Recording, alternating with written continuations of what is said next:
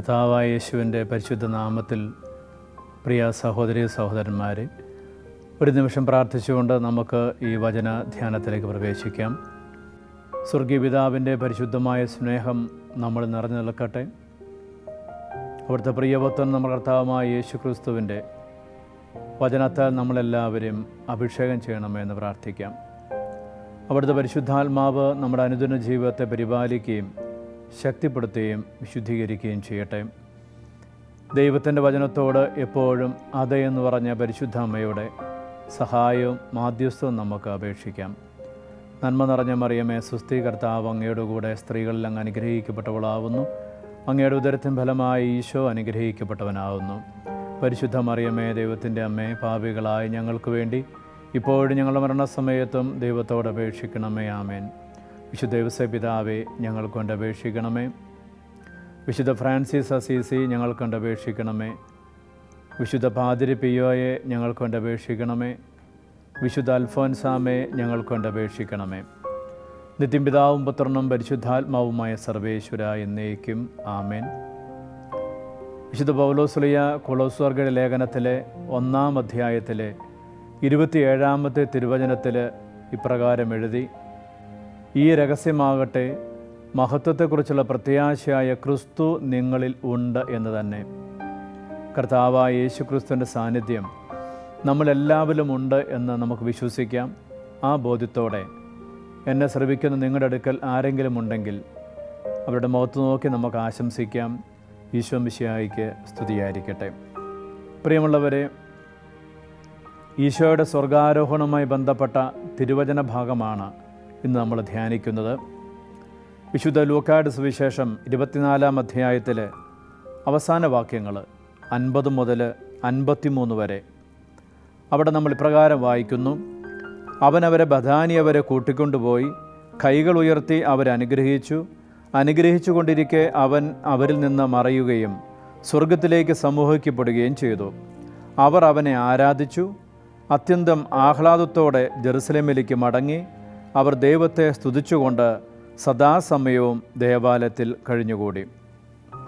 ഉദ്ധാനം ചെയ്ത ഈശോ സ്വർഗാരോഹണ സംഭവത്തിലൂടെ ശിഷ്യന്മാരുടെ ജീവിതത്തെ അനുഗ്രഹിക്കുന്ന ഭാഗമാണ് നമ്മൾ കാണുന്നത്.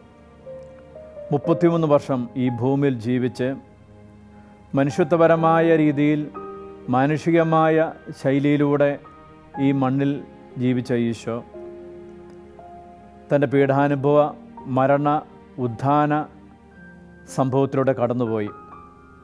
3 വർഷക്കാലം തൻ്റെ പരസ്യജീവിതം നടത്തി. ഈ പരസ്യജീവിതത്തിൽ പലപ്പോഴായി ഈശോയുടെ പല ഭാവങ്ങളും രൂപങ്ങളും ശിഷ്യന്മാരുടെ മനസ്സിൽ പതിഞ്ഞു കിടപ്പുണ്ട്. എന്നാൽ ഏറ്റവും അവസാനം മാനുഷികമായ രീതിയിൽ പറയുമ്പോൾ മനുഷ്യനായ ഈശോയുടെ ഏറ്റവും അവസാനത്തെ ചിത്രം എന്ന് പറയുന്നത് കൈകൾ ഉയർത്തി അനുഗ്രഹിച്ചു കൊണ്ടിരിക്കുന്ന ഈശോയുടെ രൂപമാണ്. ശിഷ്യന്മാരുടെ മനസ്സിൽ അത് പതിഞ്ഞു കിടക്കുകയും അത് ശിഷ്യന്മാർക്ക് മാത്രമല്ല നമുക്ക് ഓരോരുത്തർക്കും മനുഷ്യകുലം മുഴുവനുമുള്ള ഈശോയുടെ ആശീർവാദത്തിൻ്റെ, അനുഗ്രഹത്തിൻ്റെ അടയാളമായി നമ്മുടെ ജീവിതത്തിലും നമ്മുടെ മനസ്സിലും അത് പതിഞ്ഞു കിടക്കട്ടെ. ഈശോ ഇതായിരുന്നു, ഈശോയുടെ ജീവിതം ഇതായിരുന്നു. ആ ജീവിതം മുഴുവനും അനുഗ്രഹത്തിൻ്റെയും ആശീർവാദത്തിൻ്റെയും സംഭവങ്ങളും അനുഭവങ്ങളും പ്രവൃത്തികളുമായിരുന്നെങ്കിൽ അവസാനവും ഈശോ അവശേഷിപ്പിക്കുന്നത് ആ ഒരു രൂപമാണ്, കരങ്ങൾ ഉയർത്തി അനുഗ്രഹിക്കുന്ന ഈശോയുടെ രൂപം. എന്ന് പറഞ്ഞാൽ നമ്മുടെ ജീവിതത്തിലുടനീളം ഇപ്പോഴും എപ്പോഴും സ്വർഗത്തിലേക്ക് കരയേറ്റപ്പെട്ട ഈശോയുടെ അനുഗ്രഹത്തിൻ്റെ, ആശീർവാദത്തിൻ്റെ കരങ്ങൾ നമ്മുടെ മേലുണ്ട് എന്ന് നമുക്കറിയാം, നമുക്ക് വിശ്വസിക്കാം. അപ്പം അതുകൊണ്ട് ഈശോയുടെ സ്വർഗാരോഹണം എന്ന് പറയുന്നത് നമ്മളെ അനുഗ്രഹിക്കുന്ന, തൻ്റെ അനുഗ്രഹം തുടരുന്ന ഈശോയുടെ സാന്നിധ്യമാണെന്ന് നമുക്ക് ഓർക്കാം. ഇനി സ്വർഗാരോഹണ സംഭവത്തെക്കുറിച്ച് നമ്മൾ ധ്യാനിക്കുമ്പോൾ ഒന്ന്, ഈശോ ശിഷ്യന്മാരിൽ നിന്നും മറഞ്ഞു പോകുന്നു. എന്നാൽ അതേസമയം തന്നെ ശിഷ്യന്മാരെ സംബന്ധിച്ച് അത്യധികം ആഹ്ലാദം നൽകുന്ന ഒരു സംഭവമായിരുന്നു. അപ്പോൾ ദൈവത്തിൻ്റെ വലതുഭാഗത്തേക്ക് ഉയർത്തപ്പെട്ട ഈശോ, അഥവാ ദൈവത്തിൻ്റെ വലതുഭാഗത്ത് ഉപവിഷ്ടനാകുന്ന ഈശോ ഈ ലോകത്തിൽ നിന്നും പരിപൂർണമായി വേർതിരിക്കപ്പെട്ടു. അങ്ങനെ വേർപെട്ട ഈശോയെ ഇനി എവിടെ കണ്ടുമുട്ടും, എങ്ങനെ അനുഭവിക്കും എന്ന് മാത്രമല്ല, ഈ പിതാവിൻ്റെ വലത്തുഭാഗത്തേക്ക് നമുക്ക് പ്രവേശിക്കാൻ പറ്റുമോ? ഇത് ശിഷ്യന്മാരെ സംബന്ധിച്ചും ഒരുപക്ഷെ നമ്മെ സംബന്ധിച്ചും ഒരു ചോദ്യമായിട്ട് അവശേഷിക്കുകയാണ്. എന്ന് മാത്രമല്ല, ലോകം മാറ്റമില്ലാതെ തുടരുന്നു. ഈശോയുടെ വരവിന് ശേഷം, ഈശോയുടെ സ്വർഗാരോഹണത്തിന് ശേഷവും ലോകം കാര്യമായ മാറ്റമില്ലാതെ തുടരുന്നു. എന്നാൽ ഈശോയുടെ സാന്നിധ്യം അനുഭവിക്കാൻ പറ്റുന്നില്ല. എന്ന് മാത്രമല്ല, ശിഷ്യന്മാരെ സംബന്ധിച്ച് ഭീരുക്കളായ അവർക്ക്, ധൈര്യമില്ലാത്തവർക്ക്, വലിയ ശക്തിയില്ലാത്തവർക്ക് അവരുടെ കഴിവിനും ശക്തിക്കും ഉപരിയായ ഒരു വലിയ ദൗത്യമാണ് ഈശോ ഏൽപ്പിച്ചിട്ട് കടന്നു പോകുന്നത് ഒരു രീതിയിൽ പറഞ്ഞാൽ. അങ്ങനെ ഒരു സാഹചര്യത്തിൽ സ്വാഭാവികമായും ശിഷ്യന്മാർ ഉത്കണ്ഠപ്പെടുകയും സങ്കടപ്പെടുകയും പരാതിപ്പെടുകയും പരിഭവിക്കുകയും ചെയ്യേണ്ടതാണ് എന്ന് നമുക്കറിയാം. എന്നാൽ വചനം പറയുകയാണ്, അവർ അത്യധികം ആഹ്ലാദത്തോടെ ജെറുസലേമിലേക്ക് പോയി. അപ്പോൾ ഇവിടെയാണ് ഒരു സാധാരണ വിട പറയലും അഥവാ ഒരു സാധാരണ യാത്ര പറച്ചിലും ഈശോയുടെ വിടവാങ്ങലും നമ്മളുടെ വ്യത്യാസം. നമുക്കറിയാം, സാധാരണഗതിയിൽ ഒരു മനുഷ്യൻ നമ്മൾ നകന്നു പോകുമ്പോൾ, യാത്ര പറഞ്ഞു പോകുമ്പോൾ നമുക്ക് സങ്കടമുണ്ടാകാറുണ്ട്. ഇപ്പോൾ എയർപോർട്ടിലൊക്കെ പോയി നിൽക്കുമ്പോൾ നമുക്കറിയാം, വിദേശത്തേക്ക് യാത്ര പോകുന്നവരുടെ യാത്ര കൊടുക്കാൻ വരുന്ന, യാത്ര പറയാൻ വരുന്നവരുടെ സങ്കടങ്ങളും വിഷമങ്ങളും ദുഃഖങ്ങളും ഒക്കെ നമുക്ക് മനസ്സിലാവുന്നതാണ്. അപ്പോൾ ഇതേപോലെയാണ് ഈശോയുമായിട്ടുള്ള വേർപാടിൽ ശിഷ്യന്മാർക്ക് ഉണ്ടാകേണ്ടത്. ഞാനിപ്പോൾ പുതുതായിട്ട് വന്നിരിക്കുന്ന ആശ്രമത്തിൽ വന്നതിന് ഉടനെ തന്നെ അവിടെ ഞങ്ങൾക്കൊരു ആകാശപ്പറവുകളുടെ സെൻ്ററുണ്ട്, ഈ പാവപ്പെട്ടവരെ ശുശ്രൂഷിക്കുന്ന കേന്ദ്രം. അപ്പോൾ അവിടേക്ക് ഒരു സിസ്റ്റർ സ്ഥലം മാറി വരുന്നു അവിടെയുള്ളവരെ ശുശ്രൂഷിക്കാൻ വേണ്ടി. അപ്പോൾ ആ സിസ്റ്ററിനെ കൂട്ടാൻ വേണ്ടി ഞങ്ങൾ കുറച്ച് പേര് പോയി. അപ്പോൾ കോൺവെൻറ്റിൽ ചെന്നു, സിസ്റ്ററെ ഞങ്ങളുടെ വണ്ടിയിൽ കയറ്റി പോരാൻ ഇറങ്ങുമ്പോൾ ആ ഹോസ്റ്റലിലുള്ള പെൺകുട്ടികൾ വന്ന് ഒത്തിരി സങ്കടത്തോടെയാണ് സിസ്റ്ററിൻ്റെ യാത്ര അയക്കുന്നത്. സിസ്റ്റർ വാഹനത്തിൽ കയറിയിരുന്നു. അതിനുശേഷവും എന്നെ സ്പർശിച്ച ഒരു കാര്യം എന്ന് പറയുന്നത്, ആ അടുക്കളയിൽ ജോലി ചെയ്യുന്ന ചേച്ചിമാർ വന്ന് കരഞ്ഞുകൊണ്ട് കണ്ണീരോടെ സിസ്റ്ററിൻ്റെ കരങ്ങളിൽ ചുംബിക്കുന്നത് ഞാൻ കണ്ടു. ഒരുപക്ഷെ ആ സിസ്റ്റർ അത്രമാത്രം കരുണയോടെ സ്നേഹത്തോടെ ആയിരിക്കാം അവിടെ ഉണ്ടായിരുന്ന അംഗങ്ങളോടൊക്കെ പെരുമാറിയത്. അതാണ് ഈ സങ്കടത്തിൻ്റെയും ഈ വിട പറയുമ്പോഴുണ്ടാകുന്ന വേദനയുടെയൊക്കെ അടയാളമായി അവിടെ കണ്ടത്. അപ്പോൾ അവരെ ആശ്വസിപ്പിക്കാനായിട്ട് ഞാൻ പറഞ്ഞു, ഇപ്പോൾ ഒത്തിരി ദൂരെ നല്ലോ സിസ്റ്റർ പോകുന്നത്, സിസ്റ്റർ ഇടയ്ക്ക് വന്ന് നിങ്ങളെ കണ്ടോളും, വേണമെങ്കിൽ നിങ്ങൾക്ക് അവിടെ വന്ന് കാണാം. ഇങ്ങനെ ആശ്വസിപ്പിക്കാൻ വേണ്ടി ഞാൻ ചില വാക്കുകൾ പറഞ്ഞു. അപ്പോൾ ഇത് ഇത്തരത്തിലുള്ള വേർപാടുകളും അതിനെ തുടർന്നുണ്ടാകുന്ന സങ്കടങ്ങളും ഒക്കെ പലപ്പോഴും നമ്മൾ കണ്ടിട്ടുണ്ട്, അനുഭവിച്ചിട്ടുണ്ട്. ഇപ്പോൾ ഒരു ഭർത്താവ് വിദേശയാത്രയ്ക്ക് പോകുന്നു, ഭാര്യ എയർപോർട്ടിൽ വന്ന് യാത്ര പറയുന്നു, ഭയങ്കരമായിട്ട് സങ്കടപ്പെടുന്നു, കരയുന്നു. ഇതിനിടയിൽ ഭർത്താവ് പറയുക, നീ അത്ര കരയണ്ട, വിഷമിക്കേണ്ട, ഞാൻ ഇടയ്ക്കൊക്കെ വന്നുകൊള്ളാം, ഇപ്പോൾ പണ്ടത്തെ പോലെയൊന്നും അല്ലല്ലോ, ഫ്ലൈറ്റൊക്കെ ധാരാളമുണ്ട്. ഇങ്ങനെ ആശ്വസിപ്പിക്കാൻ വേണ്ടി ഭർത്താവ് പറയുമ്പോൾ ചിലപ്പോൾ ചില ഭാര്യമാർ പെട്ടെന്ന് കണ്ണ് തുടച്ചിട്ട് പറയും, അങ്ങനെ കൂടെ വരുമൊന്നും വേണ്ട, ആ പൈസയും കൂടി എനിക്ക് അയച്ചു തന്നാൽ മതി. ഇങ്ങനെ പറയുന്നവരുണ്ടാകാം. സാധാരണഗതിയിൽ ഈ യാത്ര പറയൽ വേദനാജനകമാണ്. അപ്പോൾ ഇവിടെയാണ് ഈശോയുടെ യാത്ര പറയിൽ എന്തോ വ്യത്യാസം സംഭവിച്ചിട്ടുണ്ട്. കാരണം അവിടെ കരയുന്നില്ല. നമുക്കറിയാം, ഈശോയും ശിഷ്യന്മാരും തമ്മിൽ വലിയ സ്നേഹമായിരുന്നു, ഒരു വലിയ സൗഹൃദമായിരുന്നു. നിങ്ങളെൻ്റെ യഥാർത്ഥ സ്നേഹിതന്മാരാണ് എന്ന രീതിയിലാണ് ഈശോ അവരുടെ ഇടപെട്ടിട്ടുള്ളതും പെരുമാറിയിട്ടുള്ളതും. അത്ര സൗഹൃദവും അത്ര അടുപ്പവുമുള്ള ഈ ഈശോ ഇവരിൽ നിന്നും അകന്നു പോകുമ്പോൾ, അഥവാ ദൂരേക്ക് പോകുമ്പോൾ, അഥവാ സ്വർഗത്തിലേക്ക് ആരോഹണം ചെയ്യപ്പെടുമ്പോൾ അതിൻ്റെ ഫലമായിട്ട് കാണുന്ന സങ്കടങ്ങളോ വേദനകളോ അല്ല അവിടെ ഉള്ളത്, മറിച്ച് ആഹ്ലാദമാണ്. അപ്പോൾ എന്തുകൊണ്ടാണ് സ്നേഹമുള്ള ഒരാൾ അല്ലെങ്കിൽ ഒരു സ്നേഹിതൻ ദൂരേക്ക് പോകുമ്പോൾ ആയിരുന്നെങ്കിൽ നമ്മൾ ആഹ്ലാദിക്കുന്നത്? അപ്പോൾ ഇവിടെ ശരിക്കും പറഞ്ഞാൽ ഈശോ ശിഷ്യന്മാരുടെ കാര്യത്തിൽ എടുത്ത നിലപാടെന്ന് പറഞ്ഞാൽ ആ സന്തോഷത്തിന് കാരണം അവരെ സംബന്ധിച്ച് ഈശോ ഒരിക്കലും ദൂരേക്ക് പോകുന്ന വ്യക്തിയായിട്ട് തോന്നിയിട്ടില്ല. ഈശോ ഒരിക്കലും തങ്ങളെ ഉപേക്ഷിച്ച് തങ്ങളിൽ നിന്നും അകന്നു പോകുന്ന ഒരു വ്യക്തിയായിട്ട് അവർക്ക് തോന്നിയിട്ടില്ല. തങ്ങൾക്ക് ചെന്നെത്താൻ പറ്റാത്ത ഇടത്തേക്ക് ഈശോ പിൻവാങ്ങിയിരിക്കുന്ന ചിന്തയും അവർക്കുണ്ടായിട്ടില്ല. അപ്പോൾ ഈ കാരണങ്ങൾ കൊണ്ടായിരിക്കാം അവർ ആഹ്ലാദിക്കുന്നത്. ഇപ്പോൾ സ്വർഗാരോഹണം എന്ന് പറഞ്ഞാൽ ഈശോ വിദൂരങ്ങളിലേക്ക് പോകുന്ന ഒരു സംഭവമല്ല. ഈശോ നക്ഷത്രങ്ങളിലേക്ക് പിൻവാങ്ങുന്ന ഒരവസ്ഥയല്ല. ഈശോ മേഘങ്ങളുടെ പിൻവാതിലിലേക്ക് പോകുന്ന ഒരു സാഹചര്യമല്ല. മറിച്ച് ശിഷ്യന്മാരുടെ പ്രതികരണത്തിൽ നിന്ന് നമുക്ക് മനസ്സിലാകുന്നത് അത് ഈശോയുടെ ഒരു തുടർച്ചയായ സാന്നിധ്യമാണ്. ഈശോയുടെ ഒരു സ്നേഹ സാന്നിധ്യം പണ്ടത്തേതുപോലെയോ അതിലുപരിയായിട്ടോ ശിഷ്യന്മാർക്ക് ഫീൽ ചെയ്യാൻ സാധിക്കുന്നുണ്ട്. ഇപ്പോൾ ദൈവവുമായിട്ടുള്ളൊരു ആന്തരിക ബന്ധത്തിലേക്ക്, ദൈവവുമായിട്ടുള്ള പരിപൂർണമായ ഐക്യത്തിലേക്ക് ഈശോ പ്രവേശിച്ചിരിക്കുന്നു. ആ ഐക്യത്തിലേക്ക് പ്രവേശിച്ച ഈശോ ഇതിനു മുമ്പുള്ള വഴിയിൽ നിന്നും വിഭിന്നമായ രീതിയിൽ തൻ്റെ സാന്നിധ്യവും തൻ്റെ സാമീപ്യവും ശിഷ്യന്മാർക്ക് കൊടുക്കുകയാണ്. അപ്പോൾ അതുകൊണ്ട് സ്വർഗാരോഹണം അവരെ സംബന്ധിച്ച് അകൽച്ചയുടെയോ വേർപെടലിൻ്റെയോ വേർപാടിൻ്റെയോ സങ്കടത്തിൻ്റെയോ ഒന്നുമായിരുന്നില്ല.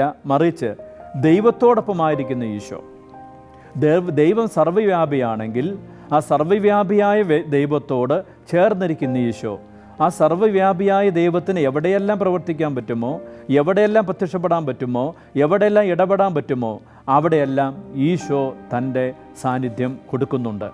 ഈ ഒരു ബോധ്യം ശിഷ്യന്മാർക്ക് തോന്നിയതുകൊണ്ടാണ് അവർ സങ്കടപ്പെടാതെ ആഹ്ലാദിക്കുന്ന അവസ്ഥയിലേക്ക് വന്നത്. വിശുദ്ധ യോഹന്നാൻ്റെ സുവിശേഷം 14-ാം അധ്യായത്തിൽ 18-ാമത്തെ വാക്യത്തിൽ പരിശുദ്ധാത്മാവിനെക്കുറിച്ച് പറയുന്ന ഭാഗത്ത് ഈശോ പറയുകയാണ്, ഞാൻ പോകുന്നു, എന്നാൽ ഞാൻ വീണ്ടും വരും. അപ്പോൾ ഈശോയുടെ പോക്ക് ഈശോയുടെ ഒരു വരവാണ്. ഈശോയുടെ ഒരു യാത്ര എന്ന് പറയുന്നത് ഈശോയുടെ ഒരു ആഗമനമായിട്ട് വേണം നമുക്ക് കണക്കാക്കാൻ. ഇപ്പോൾ പുതിയ രൂപത്തിലുള്ള, പുതിയ ഭാവത്തിലുള്ള അനുസ്യൂതമായ ഈ ദൈവിക സാന്നിധ്യത്തിൻ്റെ ഒരു പ്രവാഹമാണ് ഈശോയുടെ സ്വർഗാരോഹണം, അതിനുശേഷമുള്ള അവസ്ഥ എന്ന് പറയുന്നത്. അപ്പം അതുകൊണ്ട് ഈശോ വിട്ടുപോകുന്ന ഒന്നല്ല, ഈശോ അടുത്തു നിൽക്കുന്ന ഒരനുഭവമാണ്. അതുകൊണ്ടാണ് അവർക്ക് ആനന്ദകരമായിട്ട് തോന്നിയത്. നമുക്കറിയാം, ഈ യാത്ര പറഞ്ഞ് സങ്കടത്തോടെ നമ്മൾ യാത്ര പറഞ്ഞ് വിടുന്ന ആൾ കുറേ നാളുകൾക്ക് ശേഷം, ഒരുപക്ഷെ ഏതാനും വർഷങ്ങൾക്ക് ശേഷം തിരിച്ചു വരുമ്പോൾ ആ ആളെ കണ്ടുമുട്ടുമ്പോൾ നമുക്ക് എന്ത് സന്തോഷമാണുള്ളത്.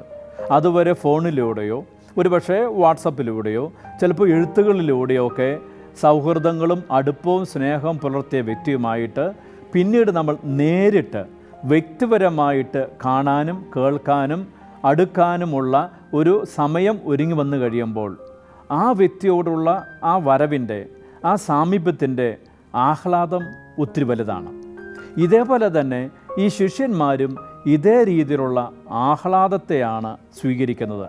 കാരണം ഈശോ അവരെ സംബന്ധിച്ച് അകന്നുപോയ, മാറിപ്പോയ, ഉയർന്നുപോയ, മറഞ്ഞുപോയ ഒരു വ്യക്തിയല്ല. അവരുടെ കൂടെ നിൽക്കുന്ന, അവരോടൊപ്പം വസിക്കുന്ന, അവർക്ക് അനുഭവിക്കാൻ പറ്റുന്ന ഒരു സാന്നിധ്യമായിട്ട് ഈശോ സ്വർഗാരോഹണത്തിലൂടെ മാറി എന്നുള്ളതാണ്. ഇപ്പോൾ യോഹന്നാൻ്റെ സുവിശേഷത്തിൽ 20-ാം അധ്യായത്തിൽ 17-ാമത്തെ വാക്യത്തിൽ ഉദ്ധാനം ചെയ്ത ഈശോ ഈ മഗ്ദലന മറിയത്തിന് പ്രത്യക്ഷപ്പെട്ടുകൊണ്ട് പറയുന്നുണ്ട്. അവൾ ഈശോ അടുക്കലേക്ക് വരുമ്പോൾ ഈശോ പറയുകയാണ്, നീ എന്നെ സ്പർശിക്കരുത്, ഞാൻ പിതാവിൻ്റെ അടുക്കലേക്ക് പോയിട്ടില്ല, അതുകൊണ്ട് നീ എന്നെ തടയരുത്. അപ്പോൾ ഇവിടെ ഒരു കാര്യം നമ്മൾ ഓർക്കേണ്ടത്, ഇനി ഈശോയെ കാണണമെങ്കിൽ, ഇനി ഈശോയെ സ്പർശിക്കണമെങ്കിൽ അത് പിതാവിൻ്റെ അടുക്കലേക്ക് പോയതിന് ശേഷമേ പറ്റുകയുള്ളൂ. അഥവാ പിതാവിൻ്റെ അടുക്കിലേക്ക് പോയ ഈശോയെയാണ് ഇനി മുതൽ നമുക്ക് കാണുവാനും സ്പർശിക്കുവാനും അനുഭവിക്കുവാനും സാധിക്കുന്നത്. എന്ന് പറഞ്ഞാൽ ഇനി ഈശോയുടെ സാന്നിധ്യം പിതാവിനോട് കൂടെയുള്ള സാന്നിധ്യമാണ്. ഇനി ഈശോയുടെ ഇടപെടൽ പിതാവിനോടൊപ്പമുള്ള ഇടപെടലാണ്. ഇനി ഈശോയുടെ പ്രവർത്തനം പിതാവിനോട് കൂടെയുള്ള പ്രവർത്തനമാണ്.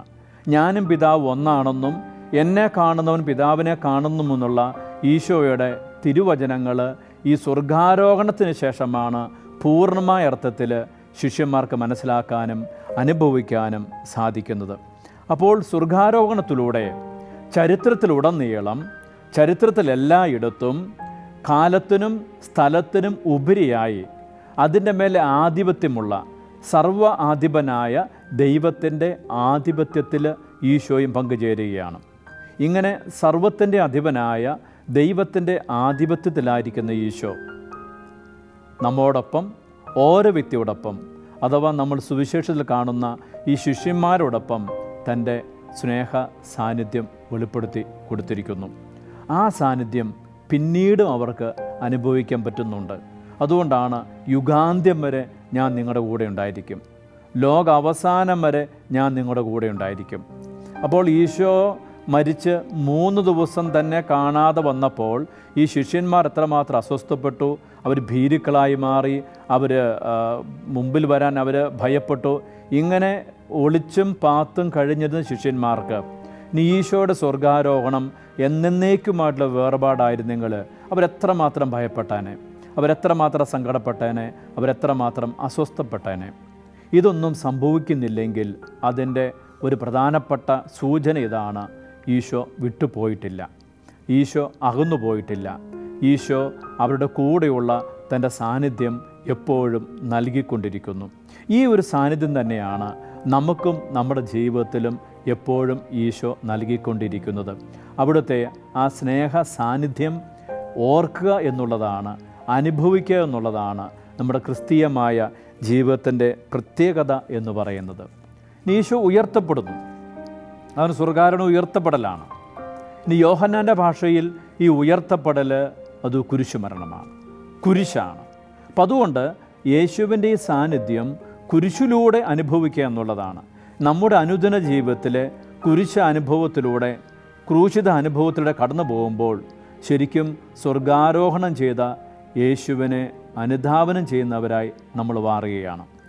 എന്താണ് നമ്മുടെ നിത്യജീവിതം എന്നതിനെക്കുറിച്ച് പരിശുദ്ധ ബെനഡിക്റ്റ് മാർപ്പാപ്പ കൊടുക്കുന്ന ഒരു നിർവചനമുണ്ട്. ലൈഫ് ഇൻ ക്രൈസ്റ്റ്, ക്രിസ്തുവിലുള്ള ജീവിതമാണ്.